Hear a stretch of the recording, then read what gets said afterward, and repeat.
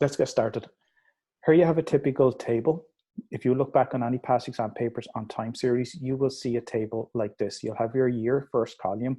Your second column will be your quarters, your whatever data we're looking at, and then your final column will be called the trend.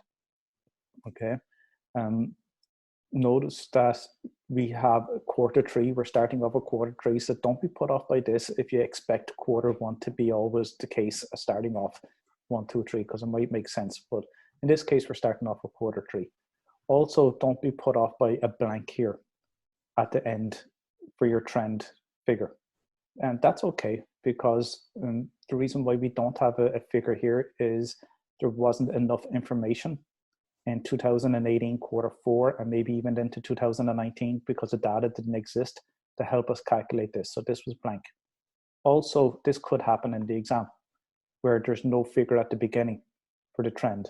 Again, likewise, we might not have information for 2015 quarter 1 and 2, and maybe into 2014 to get that data. But we have it here anyway, and that's what we're going to work with to answer this first part. You're given a choice here. I've made sure in this exam you're also given the same choice using the additive or the multiplicative model.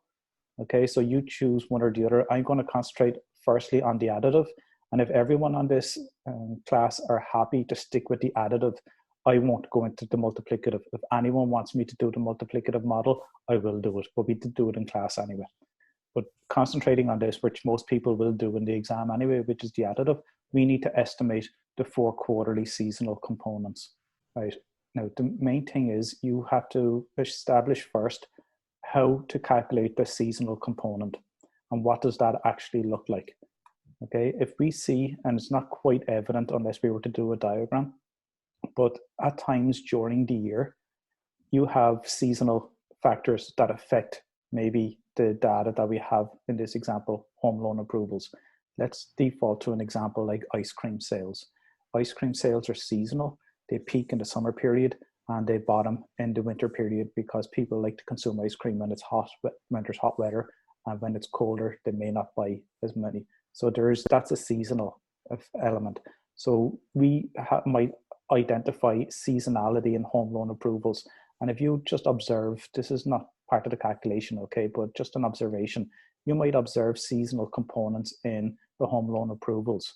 Okay, and again, it's not necessarily evident, but if I was to plot this, which I will do, so I'm just putting the data in because I just want to show you the seasonal component. If we were to plot home loan approvals, which you won't be asked to do, just be aware of that.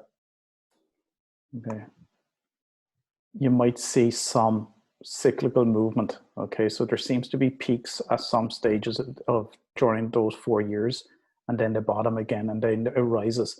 So we might see a seasonal component, and it might be evident by plotting the trend data through that. And the trend data, it kind of smooths out the actual data or the home loan approvals that we see here. Again, I'm kind of jumping into the deep end with you by trying to explain this rather than just doing the calculations. But just to show you the two together, the trend here is in the orange. Okay, and it smooths out the blue line, the actual data line. So we can see the seasonal component here, do you see it? When the actual data is above the trend, okay, there's a positive seasonal component. And when it's below the trend, there's a negative seasonal component, and there's the positive again, and there's the negative. So you see the fluctuations around that trend figure. And that, again, just identifies the seasonal component.